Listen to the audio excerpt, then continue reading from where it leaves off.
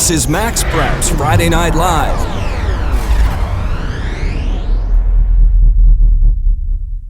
Happy Friday to you all out there. I am Steve Montoya. Welcome into Friday Night Live on Friday the 13th. With me as always is Chris Stonebraker. And Chris, today we get to look at college and NFL players when they were back playing prep ball. Oh yeah, we do have Colin Kaepernick. Ooh, nice. We have Tom Brady. Good one. We got Johnny Football. Nice. All making an appearance here on the show today. But before we get to show them, let's take a journey way back with Michigan Wolverines quarterback Devin Gardner.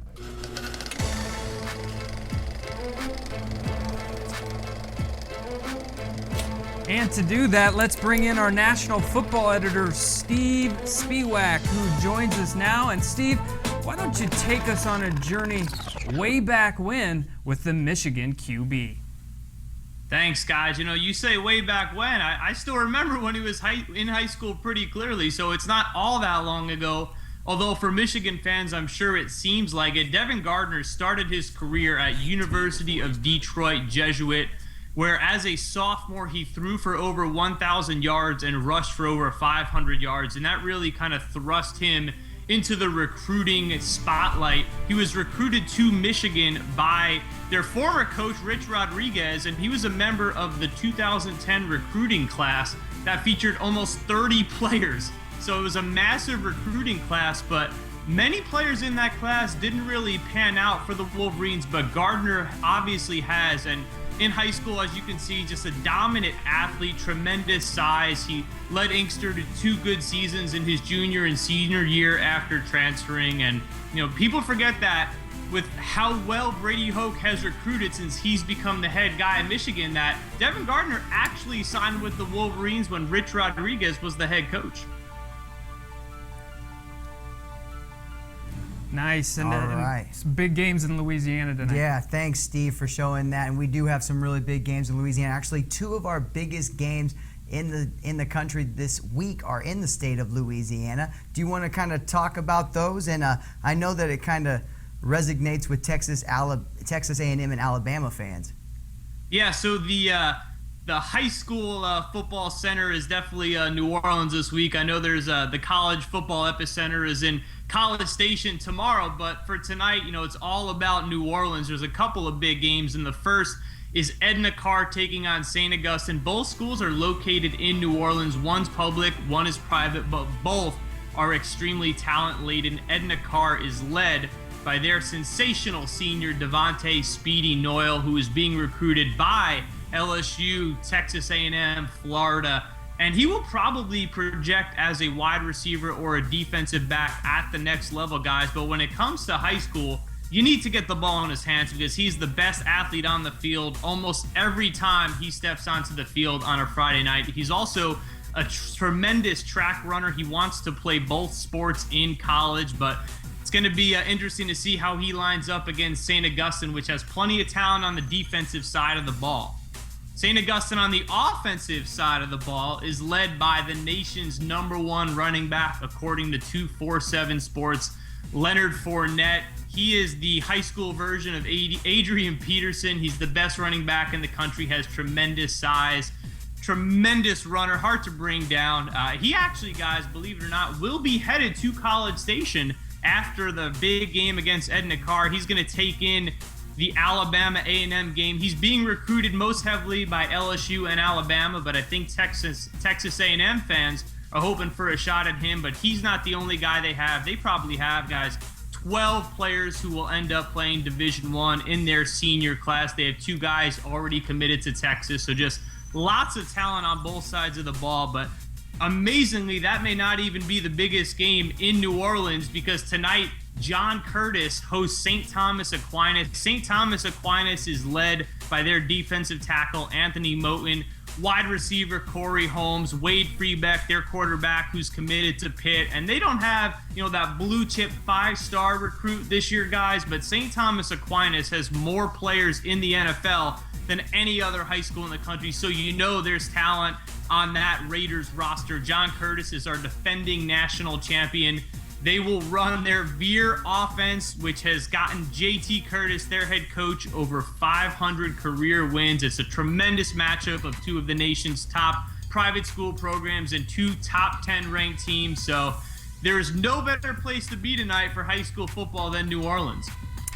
Thanks, Steve. Hey, appreciate that. And speaking of rankings, let's bring up our top 10 in our excellent 25 rankings presented by the Army National Guard. Chris, you can see what Steve was talking about here. Number 3, St. Thomas Aquinas against number 6, Curtis. And you also see right there at number 5, Carr is going to be taking on St. Augustine tonight. And then last week, one of our big games, actually the biggest game in the country, and we went into it live many times, the Washington versus Central game. And you see Washington still at number 1.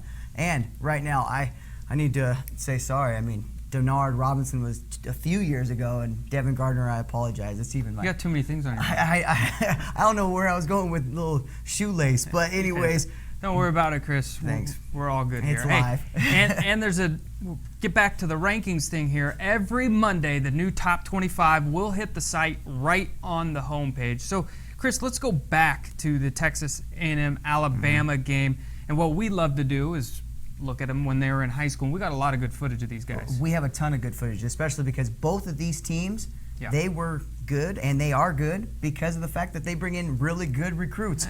Makes sense. Speaking of some of those recruits, we got this guy right here, Johnny Football, Johnny Manziel for Texas A&M, the magnetic and electrifying redshirt sophomore from Tivy High School in Kerrville, Texas, won the Heisman last year. But in high school football, Johnny threw for 3,559 yards and 44 TDs against only 5 interceptions while running for over 1,600 yards and 30 TDs his senior year as an Antler. Or how about freshman wide receiver Ricky Seals-Jones of Sealy High in Texas. As a junior in high school, he made the 2011-2012 MaxPreps basketball junior All-American team, and in football was the District 24 3A MVP playing quarterback. Alabama, of course, has some talent as well. And let's take in the 6'2", 218-pound sophomore running back from Daphne High in Daphne, Alabama, TJ Yeldon. Back in 2011, Yeldon rushed for over 2,000 yards and 32 scores his senior season. TJ was the 13th ranked overall prospect according to 24/7 Sports. And I know Johnny Football makes the headlines now with his antics, but Alabama's Cyrus Kwanjo was making headlines for DeMatha in Maryland. The third-ranked player by Tom Lemming of CBS MaxPreps in 2011, Cyrus had announced on national television that he would attend Auburn, but then second-guessed that decision and decided on Alabama to play with his brother R.E., whom will be starting this weekend as well on the offensive line. Ooh-wee, a lot of good players. I know where I will be, 3:30 p.m. Eastern Time on Saturday. At your daughter's soccer game? Probably. But if I wasn't there, I'd be on my couch watching CBS Sports because that's going to be one heck of a game. Hey, either way, Steve, you're winning. Thank you. And you know what? You guys out there are going to be winning right now as well because it is time for the Friday 5 Plays of the Week.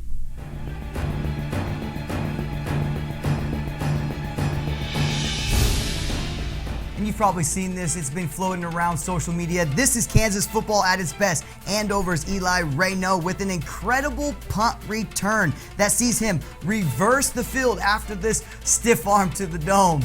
Goes all the way around the field. Then you see him hurdle a defender, spin around another, and take it to the end zone for 6. Ooh-wee, Chris. I don't know if we're going to be able to talk that, but we'll try. Cassidy, Oklahoma, we go. Watch the receiver right here. Shake 1, 2, and then here comes the block. Beautiful job there, and what a run here by Trainer Krosno. Love the name. Love that name. And we go from a nice block to a missed and failed one. Modern day's London Ayakapu takes on the block like a practice sled and then takes down the quarterback for a sack. Chris, I don't know who has Michael Vick in our fantasy league, but this guy kind of looks like him right here. Watch him pull it down. Says, nah, I'm going to take this myself. Showing the ladies his dance moves right here. Again, love the blocking here. And then you see him go. That's 98 yards later. And that right there is Dane Jackson. Oh man, that's a tough one to beat, but we have this, and we have to finish with a Hail Mary pass dubbed as Plain City Prayer. Roy quarterback Tyler Skidmore hit receiver Justin Weaver on a tipped 53-yard bomb to give Roy a stunning 13-12 victory over Fremont. Ooh, man, that was pretty dang good, I gotta admit.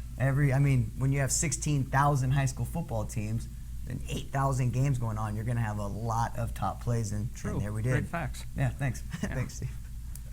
And hey guys, if you out there have a top play that you want us to show on the Friday Night Live, please send it to us by Twitter. If you put the link in there at hashtag HSFNL or at MaxPreps on Twitter, or just go to MaxPreps.com and upload it to the site directly. Yeah, that's what we want. We want to show off those plays, get those to us, and we will right here on Friday Night Live. Okay.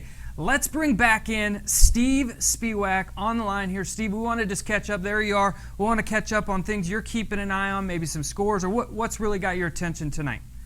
So a couple of early scores from the East Coast, guys. Good Counsel and Calvert Hall, a battle between two of the top teams in Maryland. No score so far. St. Peter's Prep versus a resurgent Eastern Christian Academy, which after only playing 2 games last season now has a full slate of games this year and is looking really impressive. They are also scoreless in the early going. And another interesting game to watch down in Georgia, Villa Rica and South Paulding High School. Guys, this is a battle of 2 teams that feature female kickers. So you don't see that too often, but it's great to see when you do. Girl kickers battling it off, so that'll be a fun one to keep an eye on the rest of the night. Nice. That's very cool to see. Okay, Steve, another cool thing we want to do here each and every week, we want to show off a top recruit and what makes them so good. Why are they ranked so high? So we have an athlete right now that you're going to feature. Yeah, guys, that's Deshaun Hand, and I know when you were doing your top 5 plays of the week, it's mostly offense, but Deshaun Hand can fill a highlight reel with some of his defensive plays. He emerged on the scene starting the last 6 games of his freshman season for Woodbridge High School, and he earned second-team MaxPreps freshman All-American honors. He was also a second-team All-District pick. You can see just, the size, the athleticism, the speed. He's also been a sophomore and junior All-American for Woodbridge, and this year as a senior, his recruitment has become so big that the Washington Post is tracking him the entire season. So they have cameras and reporters at each one of his games tracking him for a documentary that they have going on. And a lot of people think that he's going to end up at Michigan. Virginia Tech was the early favorite, but they seem to be ruled out. Now it's kind of a Michigan, Alabama, Florida battle, but whoever gets him is going to land a premier defensive lineman, definitely one of the top players in the class. And as I mentioned, guys, he does it all on the defensive side of the ball and puts up some big highlights regardless of where he plays, because at the high school level, he's played inside defensive tackle, he's played defensive end, and he even lines up occasionally off the ground standing up at linebacker. So he does it all, and he's just a pleasure to watch. Wow, and while you were talking earlier, Steve, we were watching highlights. Kid is a beast. Yeah, some of those moves are like I don't know how wrestling. You block them. And, yeah. All right, Chris, you are a very, very lucky man. Not only because you get to sit with me, but it's because of the game you get to go to on Sunday night. And we're not talking about a high school game. This is the NFL. This is the NFL. I'm probably going to be traveling up tomorrow to Seattle and sitting in a nice sports bar watching the Alabama versus Texas A&M game, and then maybe taking in a little bit of the Mayweather fight in order to get ready for Sunday night football in Seattle, where the Niners take on the Seahawks. Well, I hope you're wearing a Kaepernick jersey while you're there. And you know us here, we could always spin things into high school. So why don't we show Colin Kaepernick in high school at Pittman? There he is. Look at him. 6'5", 190 pounds tall and skinny as a QB. And during his senior season, he passed for over 2,000 yards, or near 2,000 yards, 25 touchdowns. You can find all this on his career page on MaxPreps. And as a junior, he threw for 1,051 yards and 13 TDs. Hopefully, though, Chris, against Seattle, he has a little better chance of maybe getting a little more yards. I am biased. I can be biased at the NFL level. I am a Niner fan, okay? So hopefully we'll see a little better. But hey, he very well could have been a better baseball player, Steve. He was a two-time All-State baseball player in California with a reported 92-mile-per-hour fastball, and in 2009, he was drafted in the 43rd round by the Chicago Cubs. Ooh, that's Spiwak's territory. Yeah. Now, Kaepernick also was very good at another sport. I mean, 6'5", 190, kind of easy to see he was good at. Basketball. Kaepernick, when he was in high school in the second round, he actually went against the team that won the state championship that year, Oak Ridge, and he scored 37 points. The leader of the Oak Ridge team that year was Ryan Anderson, who scored 50 points that game. So it was Wow. Not only is he making All-State in baseball, he's also leading his team in football, and then goes onto the hardwood and he scores 37 points. All-around not a bad athlete. Not a Yeah, bad. for sure. Okay, well, that's the biggest game on the NFL schedule. I'm pretty confident in that coming up. But there was a game last night in the NFL. It wasn't very pretty, but it was the Jets and Patriots, and Tom Brady is the quarterback. And guess what? He has Gisele Bundchen as his wife.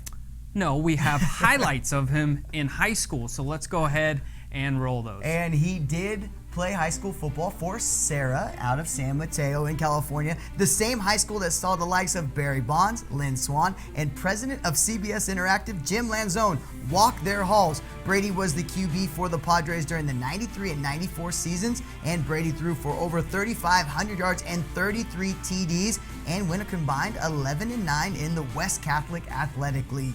Yeah, Brady's alma mater, Sarah, just played De La Salle, almost beat him. Maybe Tom would have called Maurice Jones-Drew, who went to De La Salle, obviously. Yeah. Now, Sorry for interrupting. One of the things we had just talked about, Colin playing multiple sports. Yeah. Did you know Brady was an 18th round pick for Montreal Expos? I did not, but Not not very research. surprising. Thank you, research. Yeah. Thank you, research. Very good job. Okay, Chris, there was a guy not in the game last night. Do you know who that was? I'm going to guess that it's a Mark franchise. Yeah, it was Mark Sanchez. Here he is right there. Look at him. Love the hair. This is him at Mission Viejo High School. And at Mission Viejo, he had great success. He went 14-0. He threw for over 2,300 yards. This is all according to his MaxPreps career profile. And his team went 14-0 that year, Chris. I bet you didn't know who he played in the section championship game that year. I did not know before There he we went is. through our walkthrough. That's him right there on the screen. That's Deshaun Jackson of Long Beach. Paulie, I stumped you on that one earlier. You That's did. him. That's against Mission Viejo right there. So we were talking, you were saying Kaepernick against Ryan Anderson, and then you see Mark Sanchez against Deshaun Jackson. We talked Amazing. earlier about it in the first show of the year, how Deshaun Jackson also went against Maurice Jones-Drew. So there's a bunch of synergy going on with all these guys playing a good year that was, I bet. And, I bet they put up the stats, too. I'm pretty sure that they put up amazing stats when they were in high school. And each and every week, if you come to MaxPreps.com, you will see that we put out a story of our National High School MaxPreps Stat Stars of the Week. And this past week, 3 players actually went over 400 yards on the ground. 7 for over 350. The best of the best was Trey Watson of Corona Centennial in California. He carried the ball 37 times for 466 yards and 7 touchdowns in a 69-55 win over the Bonnies of St. Bonaventure. Wow, some amazing stats, and how we find those stats is by the coaches who enter them. It's just that important. It's not only at the national level. We put the national stat stars. These guys go off incredible numbers. But even at our local city pages, our league pages, the stats work their way up. We rely on the coaches each and every day in order to log in, put their stats on, so then we can bring them all to you guys. Yep. All right, well, I think we actually have a chance right now to go out live. And this game is brought to us by the NFHS Network. And look, Chris, Manatee against Friendship Academy. This is a Florida school up against a DC school. kind of an upset already here. Oh yeah, UC Friendship Academy right now is leading the way 7-0. Friendship Academy is in the navy and gold, or right now as you see in the white and navy. They're actually 1-0, the Knights are, and they've had 2 weeks to prepare for this game as their last game was on the 1st of the month against St. Francis Academy. Right there in the red is Manatee, the Hurricanes. They're 2-0, and right now they're ranked in our computer rankings on MaxPreps.com, the 20th ranked team in the country, number 3 in the state of Florida. They already have big wins over Gilman and Venice of Florida. Yeah, and you can see right here the score 7-0. So that's a game we'll keep an eye on all night, following along as Manatee in a couple national polls is ranked in the top 25, like you said, our computer poll and others. So they've crept up in our composite rankings that we do on the site as well. So we'll keep an eye on that, and you can follow along on MaxPreps as well. So Steve Spiwak, let's go back out to you. You kind of heard that score from Manatee and Friendship Academy. Anything else out there in the world that has caught your eye in the last couple minutes? Well, actually, guys, that game is catching my eye because I'm just so impressed with Friendship Academy. They are true road warriors. It seems like every weekend, every other weekend, they are hitting the road and taking on teams from all across, up and down the East Coast. So it's very impressive to see them perform that way on the road against Manatee, because that's something they do every week, and they have very few home games. Probably the biggest news of the night so far, guys, Donnell Stanley, the number 72 recruit in the country according to 247 Sports. He's an offensive guard, 6'4", 330 pounds. The other team was driving, fumbled, he scooped it up and rumbled 90 yards for a touchdown. A 6'4", 330-pound offensive lineman taking the ball 90 yards for a score. You do not see that too often, fellas. Hey, Steve, a huge rivalry game in Oklahoma is going on this weekend. It's Jenks and Union. Could you tell us a little bit about that game? Yeah, Jenks and Union is a great matchup, guys, because regardless of how the two teams are faring entering the game, you know it's going to be competitive, and you know that there could always be a surprise ending. So regardless of who is favored, you could throw those rankings, throw those projections out the window for this game, because they are the two top programs in the state of Oklahoma by far. They've had a tremendous amount of success. I think it's probably been close to 10 years since a team not named Union or Jenks has won a large school state title in the state of Oklahoma. Union comes off a loss to DeSoto, Texas powerhouse, last weekend, but Jenks actually defeated Dallas area power Euless Trinity from Texas. So that's a big win for Jenks to kind of legitimize what they've been doing year in and year out in the state of Oklahoma, to come up with a big win on the road against one of Texas's top programs. So they definitely have the momentum entering the game with Union, but that doesn't mean much once that opening kickoff sails in the air. So that's definitely a huge rivalry, and one that we'll be following the rest of the night. Okay, thanks, Steve. And speaking of rivalries, MaxPreps kicked off our MaxPreps rivalry series presented by the Army National Guard. We're going to tour the country and kind of look at some big rivals across the country. You can go to maxpreps.com/rivals to learn more on that. And just a heads up, we launched even more city pages this last week.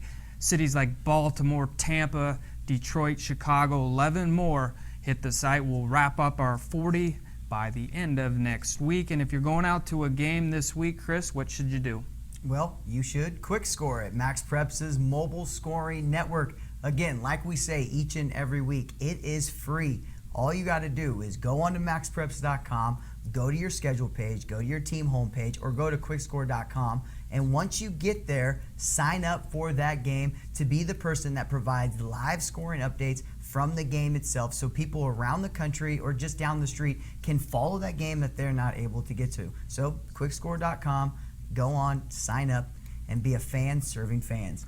All right, Chris, if we can go back out to that live feed, it's a game that has caught the attention of our national football editor, Steve Spiwak. Still 7-0. Looks like Manatee is on the move. Manatee is led by their QB, Meyer, who's only a junior right now. In a couple games, he's already thrown for over 200 yards. And it looks like he has the Manatee team on the move. That's Joshua Myers of Manatee. So it looks like Friendship Academy, like Chris said, in the white jerseys. You can see them here. This feed is brought to you by the NFHS Network. And right now, Chris, we're kind of seeing, we get to see some live action here and see if Manatee can knock it home and try to get this game tied up. I mean, with Friendship coming off like that. But, hey, let me bring Steve back in real quick. Steve Spiwak, you there? Yes, sir. Hey, Steve. So we've talked a lot so far about the two big games that we have in Louisiana. You just brought up the Tulsa Union and Jinx game, but there's a lot more games that are going on. Do you have any other ones that you'd like to talk about? I know we have the St. John Bosco game going on. We also have a big event down south that's taken on with Mission Viejo and Don Bosco taking part. Yeah, Don Bosco Prep Mission Viejo, a big game for tomorrow night. Don Bosco Prep hosted Mission Viejo in 2011 and gave them one of their worst losses in program history under Bob Johnson. So now, 2 years later, Don Bosco Prep is heading out west, and Mission Viejo is hoping to return the favor. It'll be interesting. I don't think either team is at the top of their respective states, but it's still a big matchup because you don't see Southern California teams and New Jersey teams play too often, so that's definitely a game to watch on Saturday. Tonight, there's still the big game in Georgia to follow, Norcross versus North Gwinnett. It's kind of funny, Norcross began the season ranked number 3 nationally in the Excellent 25, but they got blown out by Booker T. Washington, and after a couple of nice wins, North Gwinnett has risen inside of our top 10. So looking at this game in the preseason, you would think that Norcross would be the heavy favorite, and if they won this game, they had a strong chance to finish the regular season undefeated. But now North Gwinnett is the favorite. They're led by their top offensive lineman, Mitch Hyatt, who's the #1 recruit in the class of 2015 composite rankings, according to 247 Sports, and he's lining up against defensive lineman Lorenzo Carter of Norcross. He's the #3 recruit in the country. So that is a great matchup if you're a college football fan, because you have a premier blue chip offensive lineman taking on a top defensive lineman. But more importantly, for the high school space guys, these are two really, really good Atlanta area high school football teams. So that's a big game to watch tonight as well. All right, Steve, thank you so much. Hey, right before we leave, for anyone new, can you throw back up the top 10 graphic of our Excellent 25 teams presented by the National Guard? Just want to, for anybody new, to kind of see how our top 10 stands. Steve Spiwak was breaking that down. Just want to give you a heads up who's in our top 10, and you can see how all these teams do, because we will have our top 25 scoreboard running on the homepage all week. Well, Chris, that's going to wrap up our show. Another one in the books, and as we keep getting into the season more and more, even bigger games are going to pop up. Oh, yeah, and more rivalries. Yep. As you get into the league play and everything, you know that those rivalries will start popping up, and the stands will get filled and filled. All right, for our football editor, Steve Spiwak, and for Chris Stonebraker, I'm Steve Montoya. Thanks so much for joining us here on Friday Night Live. This is MaxPreps Friday Night Live.